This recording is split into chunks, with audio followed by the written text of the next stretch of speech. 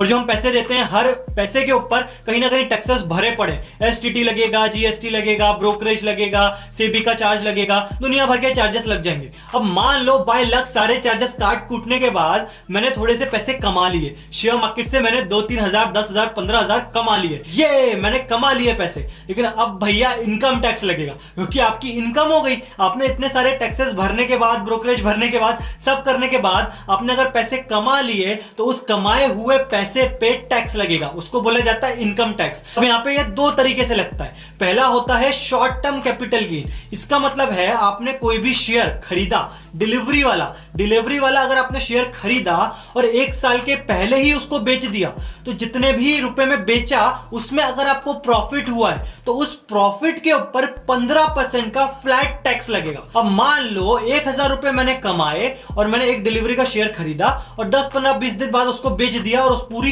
Process में 1,000 रुपए मैंने कमा लिए, तो अब उस 1,000 रुपए के ऊपर 15% का इनकम टैक्स लगेगा। तो जहां से भी आप इनकम टैक्स भरवाते होगे उनको आपको बताना पड़ेगा कि भैया मैंने शॉर्ट टर्म कैपिटल गेन कमाया, मैंने शेयर्स 1 साल के पहले ही बेच दिए, तो मुझे इतना रुपए जो है कमाई हुई है। तो वो उसका एक पर्टिकुलर फॉर्मेट होता है, उसमें जाके वो टैक्स आपको भरना पड़ेगा, तो गवर्नमेंट उसके ऊपर भी टैक्स लेगी। अब यहाँ पे दूसरा होता है लॉन्ग टर्म कैपिटल गेन। इसका मतलब है आपने जो भी स्टॉक खरीदा डिलीवरी वाला, वो अगर 1 साल बाद बेचते हो, 1 साल मतलब बाद बेचते हो, तब उसको बोला जाता है लॉन्ग टर्म कैपिटल गेन। 1 साल के पहले बेच दिया तो शॉर्ट टर्म 15% फ्लैट।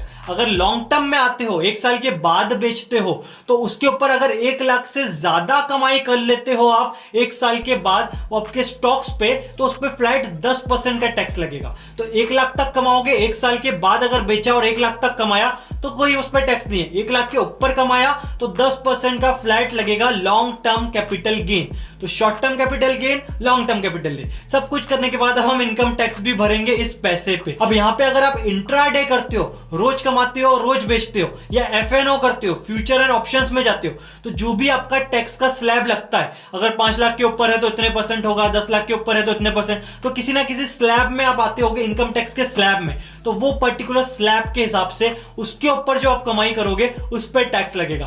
तो ये आसान है हमारे लिए कहना कि भाई हम पैसे कमाने जा रहे हैं, लेकिन कहीं ना कहीं देखें तो हम पैसे चलो कमाए नहीं कमाए ये तो अलग बात है, लॉस भी होगा, लेकिन ये सब लोग तो पैसे कमाएंगे ही कमाएंगे। गवर्नमेंट इनकम टैक्स कमा लेगी, इस एक्सचेंज जो है एसटीटी कमा लेगा, सेबी पैसे कमा लेगा, ब्रोकरेज पैसे कमा लेगी, तो दुनियादारी मेरा लॉस हो प्रॉफिट हो ये सब पैसे कमाएंगे, और जब प्रॉफिट होगा तो गवर्नमेंट फिर आ जाएगी इनकम टैक्स लेने। तो ये भी ध्यान रखिए कि जो भी आप पैसे कमाने वाले हो उसका पीएनएल देख लें, प्रॉफिट एंड लॉस स्टेटमेंट। तो ये जो कंपनी है एंजल ब्रोकिंग, जीरोधा या जहां भी अकाउंट खोलोगे तो ये लोग आपको पीएनएल निकाल के देंगे। इनकी ट्रांजैक्शन हिस्ट्री में जाना, वहां पे पीएनएल सिलेक्ट करके स्टेटमेंट जनरेट करना, तो ये सब कुछ मैच करके आपको बता देंगे कि आपका शॉर्ट टर्म कैपिटल गेन कितने रुपए का है और लॉन्ग टर्म कैपिटल गेन कितने रुपए का है। फिर वो स्टेटमेंट आप शेयर करोगे आपके सीए के पास, तो वो सीए उस पर्टिकुलर अमाउंट पे जो है वो कहीं ना कहीं टैक्स निकाल के आपको बोलेगा इतना टैक्स हमको भरना है। तो ये भी याद रखिए टैक्स भी भरना पड़ेगा, टैक्स नहीं भरोगे तो गवर्नमेंट के नीचे ही हो, गवर्नमेंट के ऊपर नहीं हो। शेयर मार्केट में लाखों करोड़ों तो कमा दिए,